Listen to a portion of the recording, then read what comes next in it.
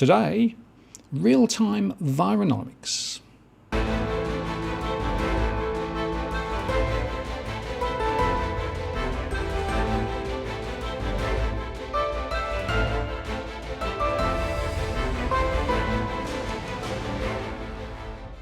Hello again, it's Martin North from Digital Finance Analytics. Welcome to this post covering finance and property news with a distinctively Australian flavour.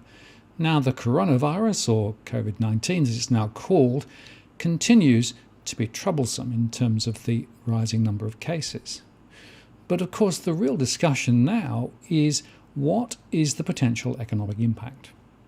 And most of the GDP type data that comes out is late and looking in the rearview mirror, so we won't really get a read on that for some time.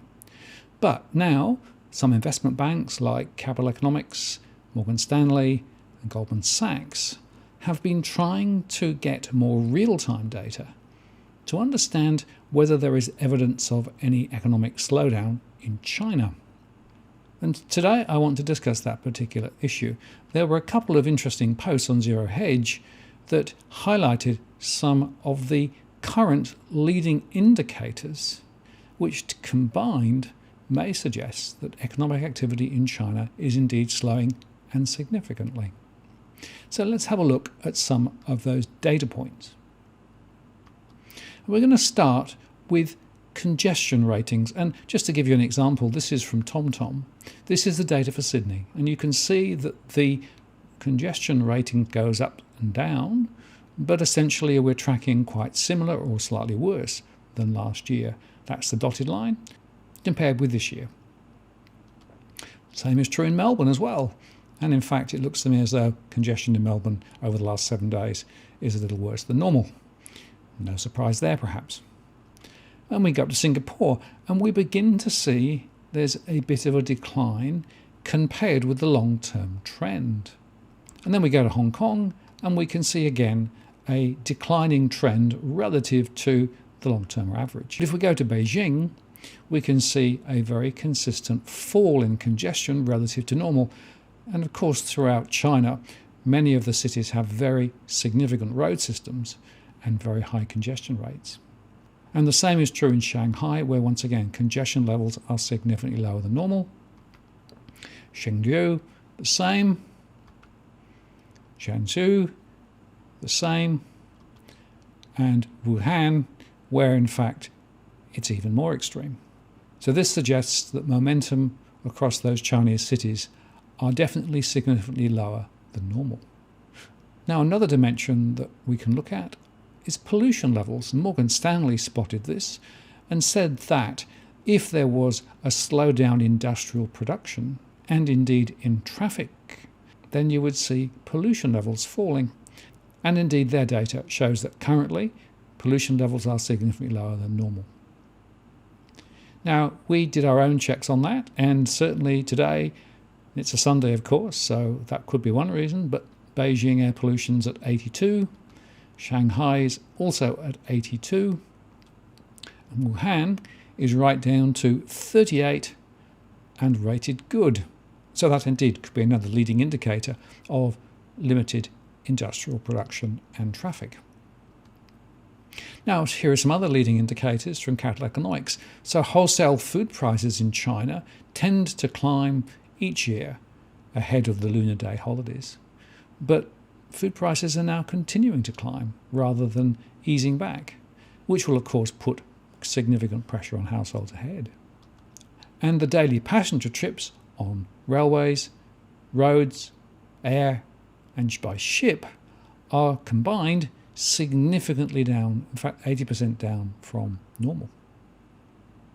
So again, a further indication of much more limited economic activity. And if we go and look at the daily coal consumption, and again, traditionally consumption falls over the holiday but then picks up again. But this year, there's been no pickup since the Lunar New Year. And another data point is power plant coal consumption, which tends to ease off over Lunar New Year, but then bounce back. Except that this year there's no bounce back, which suggests slowing economic activity once again. Another metric is daily property transaction sales across the 30 major centres in China. And again, it tends to drop off over the Lunar Year, but so far there's been no recovery this year relative to the last few years. Now, another indication is demand for flat steel. And in fact, in recent times, that has really dropped considerably. But construction steel demand has dropped even more so. It's almost gone to zero, which again suggests a slowing of economic activity. So what could all that mean? Well, we don't know yet, of course, but Goldman Sachs has basically taken some of those indicators and suggests a considerable reduction in China GDP relative to past forecasts. And that's significant because, of course, China is very strongly connected to the global economy. This chart shows the manufacturing supply chain linkages both in and out of China. Australia's there on the list, but many other countries there are too.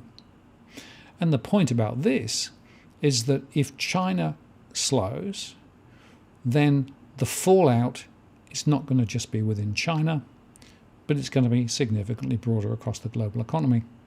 And that's why we continue to think that the impact of COVID-19, even now, is being fundamentally understated by most economists around the world.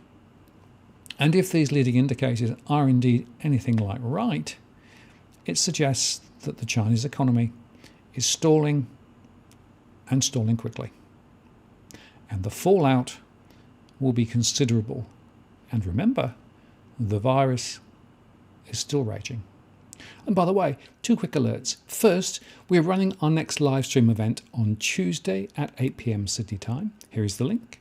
And it's also in the comments below, and you can ask a question live or beforehand by sending them through via the DFA blog, and the link for that is also available below. And second, we discussed the coronavirus, or COVID-19, in yesterday's show, so go there to hear the latest on the possible economic outfall as it runs its course. I'm Martin North from Digital Finance Analytics. Many thanks for watching, and I'll see you again next time.